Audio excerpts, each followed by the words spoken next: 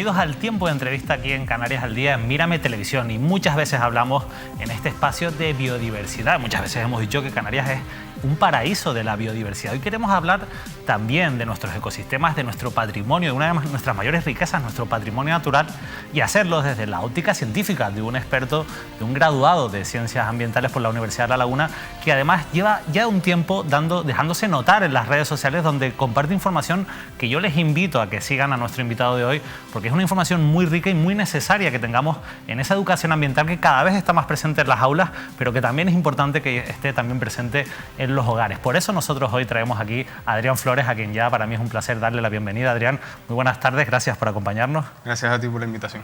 La verdad es que hay muchos temas que me gustaría tratar en esta entrevista, pero el primero, lo decía al principio, lo podemos leer en muchos reportajes: Canarias es un paraíso de la biodiversidad. ¿Esto es así?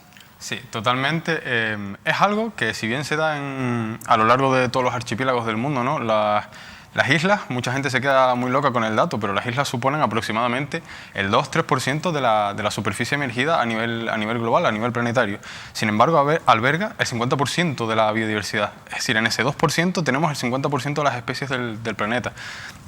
Esto normalmente es debido a que son territorios aislados de las zonas continentales donde llegan especies y se diversifican. Aquí tenemos un ejemplo, ¿no? En su momento habrá llegado un pinzón y ahora tenemos pinzones comunes con innumerables, creo que son 6 especies, 5 o 6, me baila un poco el dato, subespecies endémicas. Tenemos pinzón azul de Tenerife y pinzón azul de Gran Canaria a raíz de de algún pinzón que habrá llegado, o varios pinzones, pero que solo se encuentran aquí. Y esto demuestra un poco la riqueza que tienen las islas a nivel mundial, y Canarias en concreto, de hecho albergamos el kilómetro cuadrado más biodiverso de Europa y el kilómetro cuadrado con más endemismos de la Unión Europea también. Y esto, claro, tú decías, bueno, suele ser habitual en las zonas, en los archipiélagos que esto ocurre, pero ¿a este nivel es tan habitual? Algunos más que otros, pero sí es verdad que Canarias está considerado a nivel mundial como un punto caliente de biodiversidad. Al igual que muchos archipiélagos de la Macaronesia, como Cabo Verde, Azores, Madeira y Salvajes, pero la región macaronésica es muy rica, y sí, Canarias también, tenemos nuestra lista importante de endemismos también. Y más allá de esas grandes afirmaciones de somos un paraíso de la biodiversidad, ¿los canarios somos conscientes, tenemos conocimiento de la riqueza, de ese patrimonio tan rico que tenemos en la naturaleza? Yo creo que muchas veces no, todos lo usamos y presumimos de nuestra biodiversidad, pero creo que muchas veces no somos conscientes de las cifras, de los números, y también de lo frágil que es, porque, como bien comentábamos, ¿no? son muchas especies reducidas a territorios insulares limitados y por lo tanto muy frágiles. Y creo que también ahí hay un poquito de problema de base, de que igual no se hace el suficiente hincapié y no se informa suficiente a la población en cuanto a la diversidad que tiene el archipiélago en cuanto a especies, ¿no? La verdad es que hay muchos datos, tú ya has dado algunos, pero yo leía, tenemos un 38% de especies endémicas y casi la mitad de endemismos vegetales de España. Y tú dabas el dato también de ese kilómetro cuadrado con más especies endémicas, creo que de Europa, decías, ¿no? Sí, vegetales en este caso. De la Unión Europea, sí, vegetales. La cosa es que tenemos una riqueza increíble, y los endemismos muchas veces, igual usamos mucho la palabra, igual no entendemos la importancia que tienen. ¿Por qué es importante que haya tantas especies endémicas? Un endemismo, para quien no lo sepa, ¿no? Que no tienen ya tampoco por qué saberlo, es una especie exclusiva de un determinado lugar, que no se encuentra en ningún otro lugar del mundo. Como bien comentabas, tener un 38% de especies endémicas significa que el 38% de nuestras especies no se encuentran en ninguna otra parte del mundo. Y estas cifras siguen subiendo. De hecho, hay una estadística por ahí de que, de media, los descubrimientos que se hacen de forma anual en Canarias de especies nuevas, sobre todo de invertebrados, que son los que se están empezando más a investigar a fondo ahora, hay una estadística que dice que en Canarias se descubre una especie nueva para la ciencia de media cada 5 días. Entonces, tenemos que ser conscientes de que tenemos una importancia biológica enorme y de que seguimos aumentándola. Es decir, cada año se publican, cada 2 por 3 se puede ver por las redes oficiales, descubierta una nueva especie de invertebrados normalmente, pero también de vez en cuando sale alguna cosa curiosa. O sea que somos un atractivo también para la ciencia, para la investigación. Y por lo que me estás diciendo entiendo que todavía queda mucho por descubrir. Sí, de hecho hay una estadística que dice que todavía nos falta un importante porcentaje por conocer de la biodiversidad a nivel mundial, ¿no? Pero si centramos sobre todo en entornos insulares, donde ha habido muchos procesos de especiación, de que tenemos que ser conscientes de que Canarias al final es un continente en miniatura, ¿no? Cada isla, pues en un momento puedes pasar de entornos de playas con dunas y entornos áridos que son prácticamente desérticos a bosques de laurisilva con unas humedades enormes y con una biodiversidad completamente distinta, a zonas de pinares que tienen totalmente una biodiversidad distinta del resto de zonas, a zonas de alta montaña. Entonces todo esto hace que las especies se hayan especializado en entornos distintos y que podamos tener una especie endémica en un barranco y a 5 kilómetros otra subespecie endémica, otra especie endémica de esa misma. Es decir, podemos tener una variabilidad genética increíble que dé lugar a, pues, a subespecies endémicas, etc. Se habla mucho de la fauna terrestre, también de la fauna marina. Lógicamente nuestros ecosistemas marinos también son muy ricos, pero a ti te gustan mucho las aves, ¿verdad? Sí. ¿Por qué te gustan las aves y sobre todo por qué es importante también la fauna avícola en Canarias? Pues las aves me gustan básicamente. Yo empecé a descubrir el mundo de las aves a partir de, pues bueno, cuando me empecé a especializar, ¿no?, más en biodiversidad terrestre.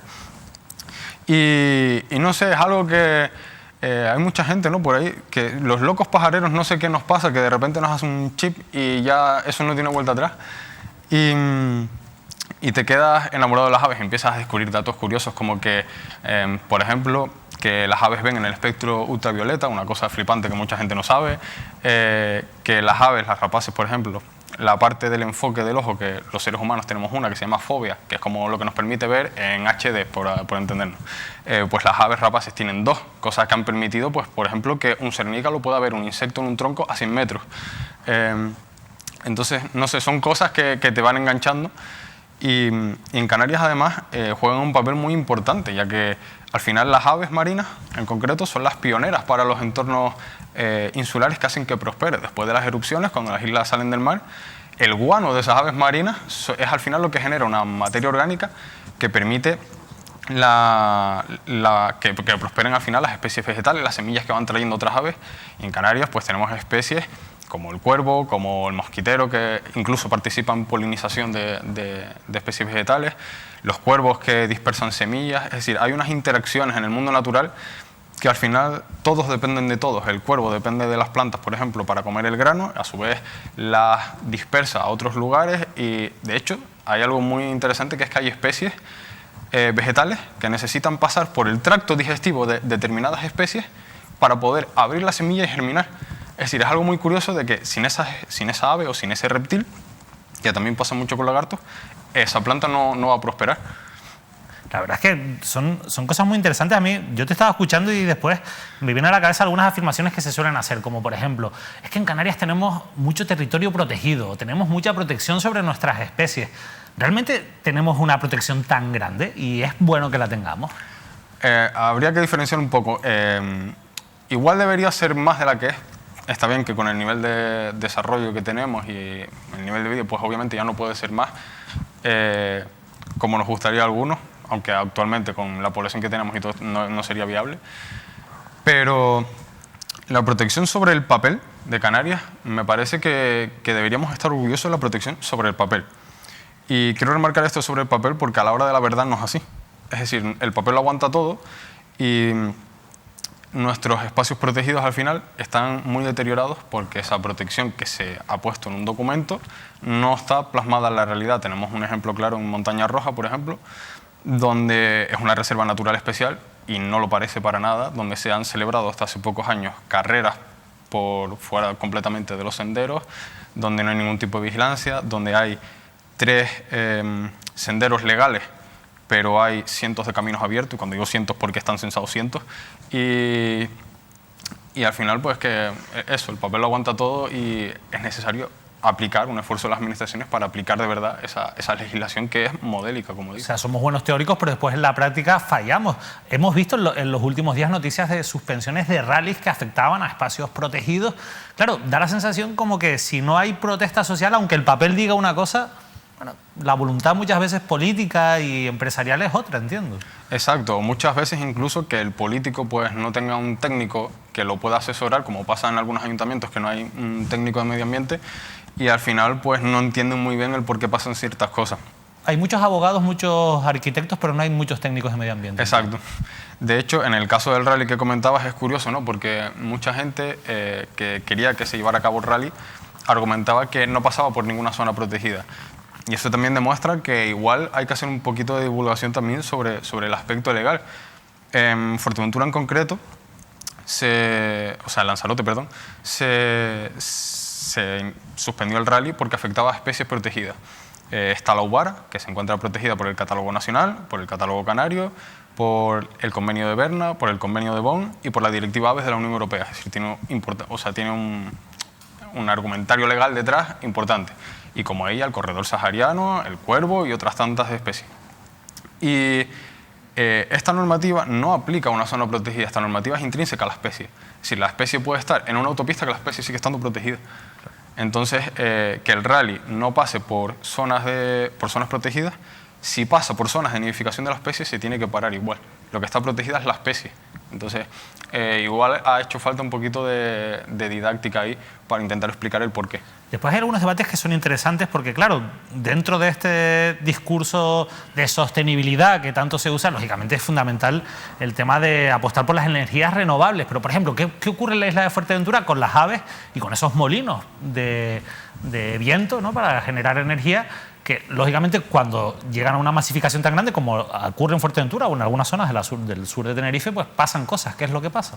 Exacto, pasan cosas que es que al final muchas aves, sobre todo aves pues que no tienen una muy buena visión. Antes comentábamos que tenían una visión increíble, pero hay otras que no tanto.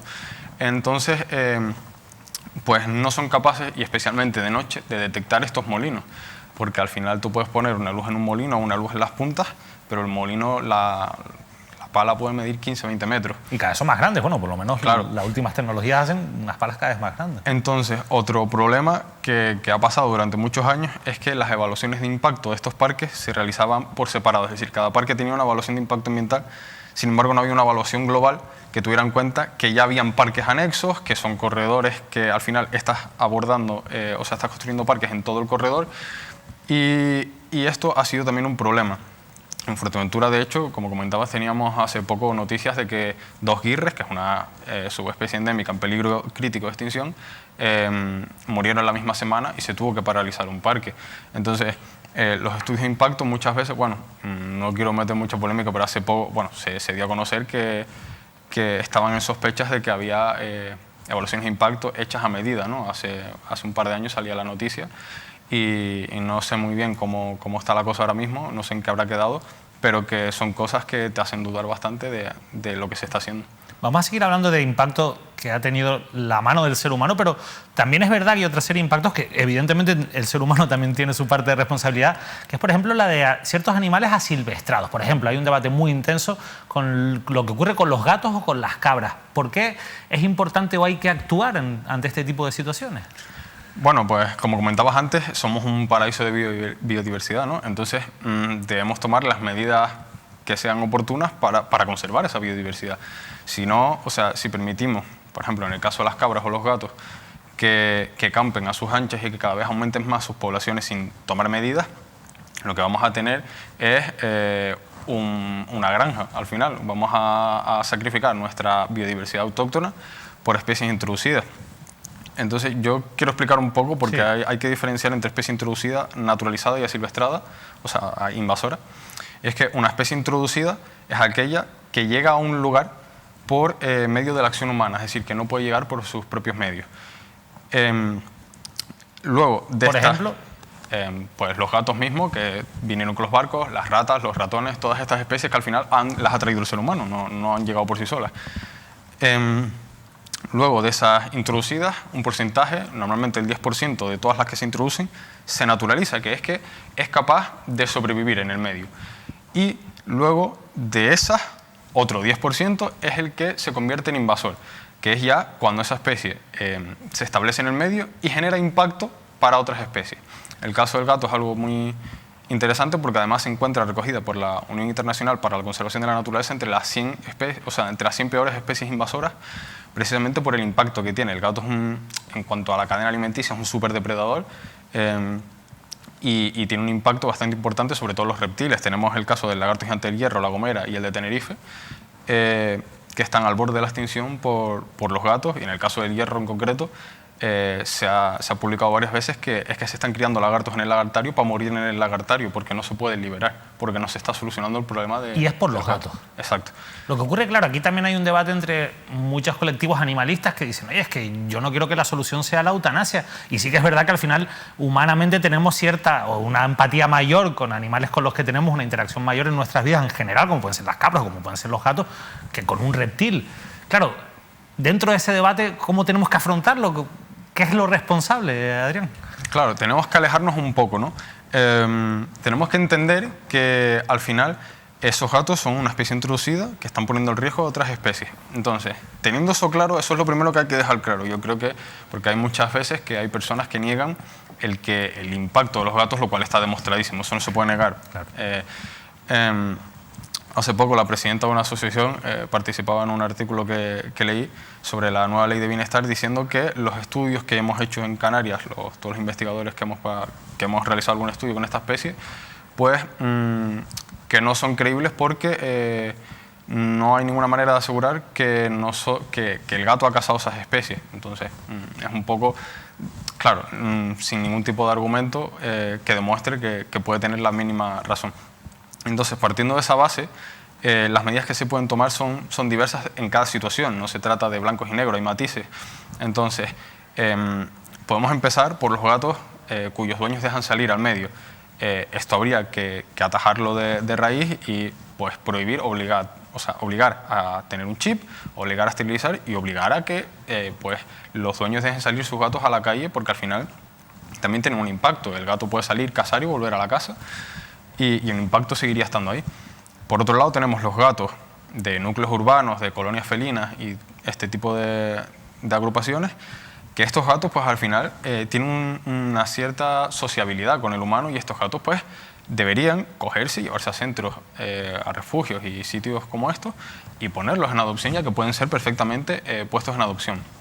El problema donde reside es las medidas que se tienen que tomar con los gatos completamente asilvestrados, los gatos completamente salvajados, donde ahí no quedaría más remedio que la eutanasia, porque la opción de llevarlos a un albergue provocaría un sufrimiento increíble para los gatos y tampoco se pueden dejar en el medio.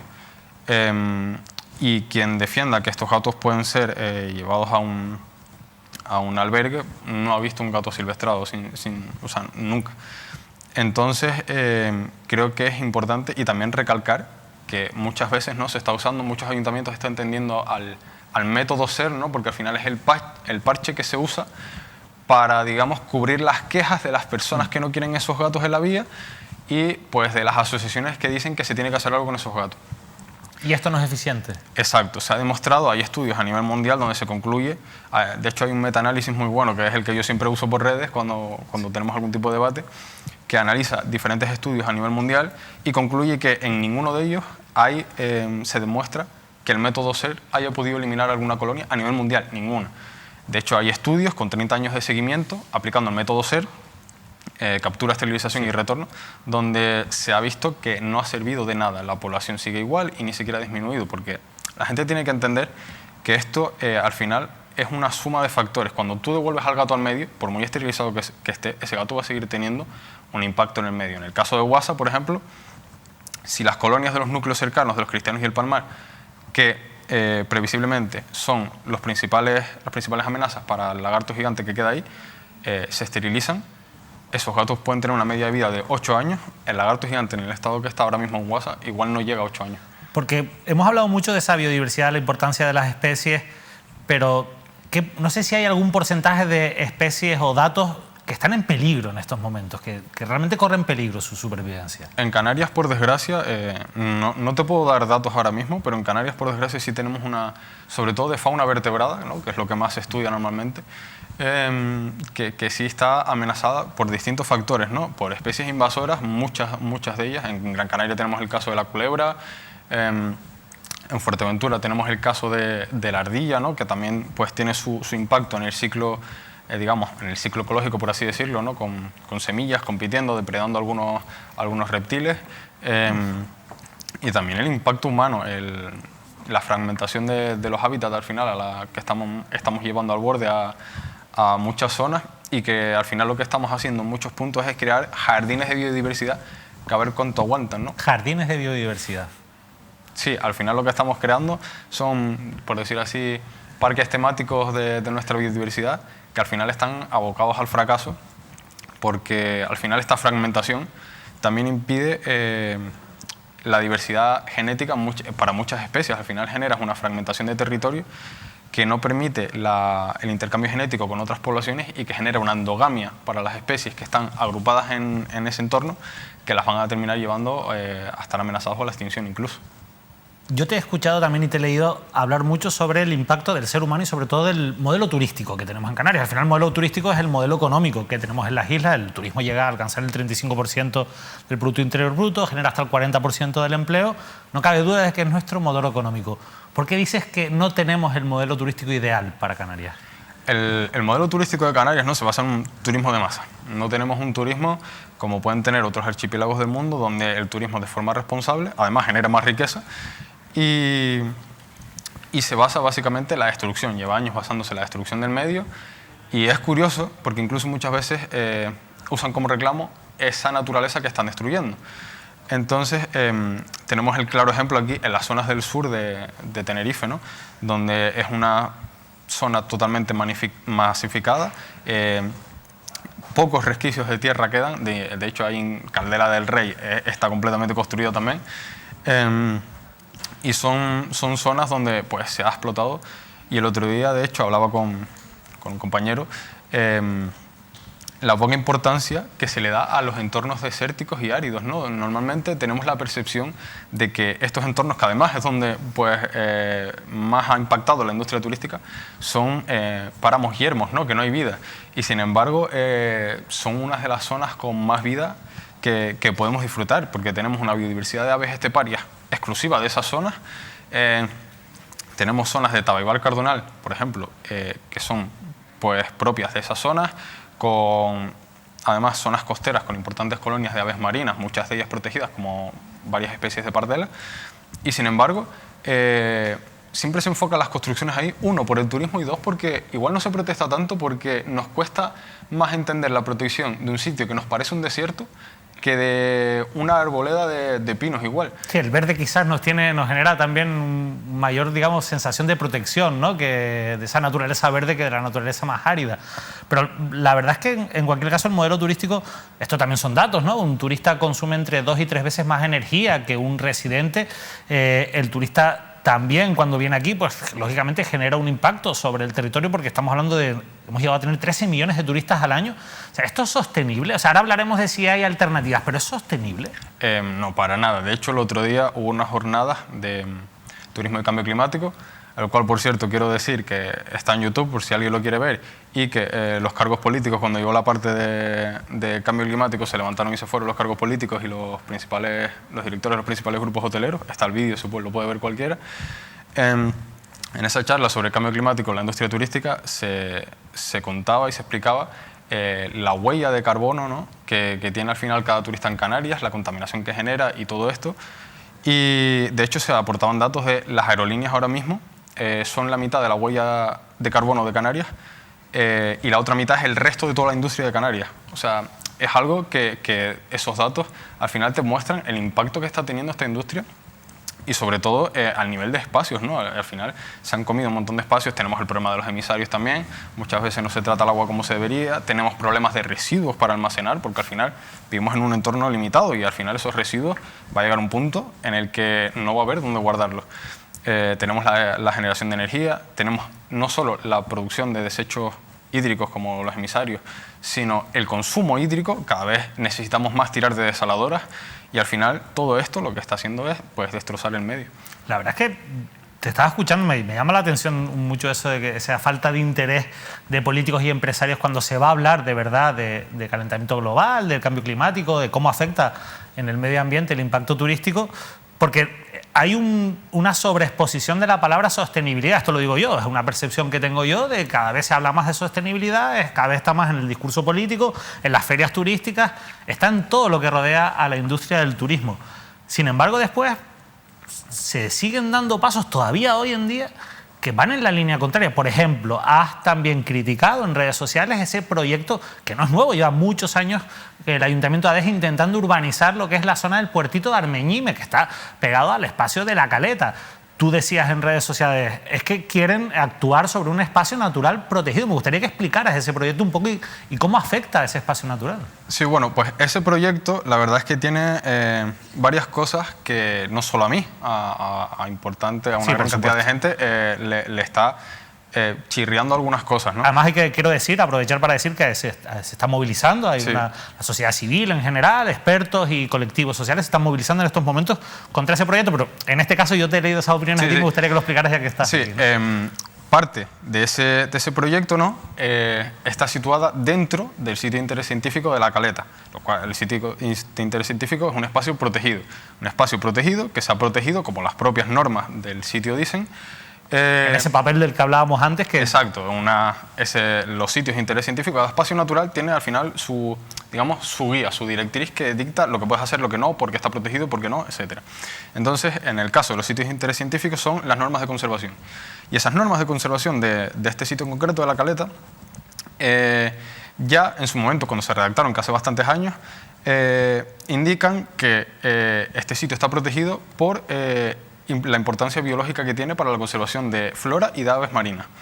Entonces, el que se permita este proyecto al final, porque está planificado así, que permita que entre en parte de este sitio protegido, chirría un poco. No sabemos muy bien cómo ha pasado ni cómo está permitido, pero chirría un poco. Luego, aunque también hay que decir que también es verdad que parte del campo de golf de Adeje también está dentro de este espacio protegido y tampoco se entiende. De hecho, en las normas ya se indica que esto puede afectar a la conservación del sitio. Puede afectar, pero de momento no pasa nada. Es decir, nadie ha puesto, de los que tienen que ponerla, ¿no? De las administraciones y tal, de momento no les ha importado. ¿Entiendes? Exacto, porque de hecho ya establecía esas normas, que como digo tienen sus años, ya establecían que el plan de ordenación que había por aquel entonces rodeado el espacio de suelo urbanizable podía tener importantes efectos negativos en la conservación de lo que se pretende proteger al final.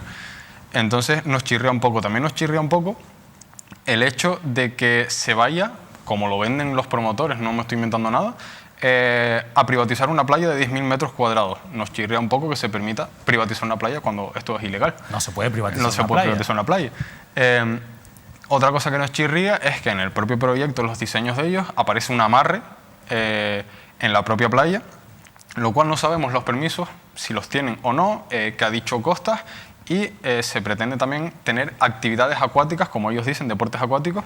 No entendemos muy bien dónde, porque recordemos que el puertito de Armeñime, el agua, ya es una zona protegida, que es la SEC Tenorrasca, protegida por la Red Natura 2000. Porque por ahí, pues, lógicamente, hay muchas especies marinas que también están protegidas, ¿entiendes? Exacto. Y hemos visto cómo afectan los cetáceos de ese tipo de actividades, ¿no? Hay varias especies protegidas. También está la tortuga, ¿no? Que al final la tortuga boba es uno de los motivos por los que se declara la SEC Tenorrasca. Pero yo creo que la gente conoce la zona. O sea, estamos hablando del puertito de Armeñime porque es una zona que para los locales es muy habitual ir allí. Y allí había tortugas hasta hace algunos años. Yo me acuerdo de bañarme allí y estar las tortugas. También me acuerdo de hacer la gente que hacía pues muchas locuras con las tortugas que no se deben de hacer. Pero había tortugas. Esas tortugas se las tuvieron que llevar de allí, si yo no me equivoco, por ese impacto que se estaba produciendo e intentaron trasladarlas. O sea, me estás diciendo que allí es donde se quieren llevar a cabo todo este tipo de actuaciones que me estás diciendo, en esa zona y en la zona de La Caleta, que también yo creo que todo el mundo conoce la playa de La Caleta, ¿no? Y esa zona, ¿es esta la zona de la que estamos hablando? Sí, es esa zona. De hecho, nosotros nos gustaría saber, y aprovecho el altavoz que me brinda esto, queríamos saber varias cosas. La primera es que si se ha pedido permiso a Costas para este tipo de modificaciones y qué ha dicho Costas. La segunda, si se ha pedido permiso al Consejo Insular de Aguas, porque esta edificación está en un barranco. El proyecto se pretende llevar a cabo en un barranco. Por otro lado, si se ha pedido permiso al Cabildo de Tenerife y se ha autorizado la extracción de la flora que se está haciendo ya. Hay fotos ya por ahí de gente que las ha sacado donde se ve que están removiendo y eliminando flora endémica como cardones, tabaibas, que se encuentran en el anexo 2 de la Orden de Flora. Porque se están ejecutando ya trabajos en la zona. Sí, se está abriendo una carretera que une lo que viene a ser la zona del campo de golf con La Caleta, y se está pues removiendo tierra, abriendo pistas, poniendo palmeras incluso, por supuesto la nuestra no, palmeras de fuera. Y queríamos saber, porque como digo, estas especies están protegidas en la orden de flora, en el anexo 2. El artículo 3 de esta orden de flora establece que las especies recogidas en este anexo 2, como las tabaibas, cardones, etcétera, necesitan una autorización del Cabildo de Tenerife o de la entidad correspondiente para su retirada. Y nos gustaría saber de verdad si el Cabildo de Tenerife ha autorizado esto, porque como comentamos, es una zona donde además hay una importante biodiversidad de avifauna protegida, especies vulnerables y en peligro crítico hay varias también, y nos gustaría saber pues, por qué se han tomado estas acciones, si de verdad se han tomado por parte de las administraciones, se ha permitido estas cosas, y si hay informes que avalen un poco esto, porque no entendemos muchas cosas. Pues la verdad, Adrián, que a mí me ha dejado también preocupado con algunas de las cuestiones que planteas. Nosotros también, como es nuestro deber, haremos esas preguntas que has trasladado. Incluso, bueno, lógicamente le vamos a hacer un seguimiento a este asunto, un poco en la línea también con esa movilización social que está empezando a llevarse a cabo y a crecer en torno a esto, con mucho apoyo de expertos, de personas científicas que están aportando datos como los que tú nos acabas de dar aquí.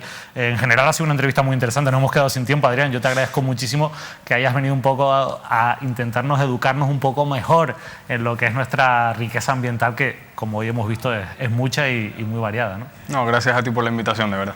Muchas gracias. Adrián Flores ha estado hoy con nosotros, ambientólogo, para explicarnos un poquito más sobre esa riqueza, esa biodiversidad que tenemos en Canarias. Nosotros nos despedimos, lo dejamos ya con la programación habitual, pero seguiremos muy pendientes de cómo se cuida o no nuestro patrimonio, nuestra riqueza natural y de algunas cosas como ese proyecto para el puertito Armeñímel que hoy nos ha hablado Adrián Flores. Que pasen una feliz noche.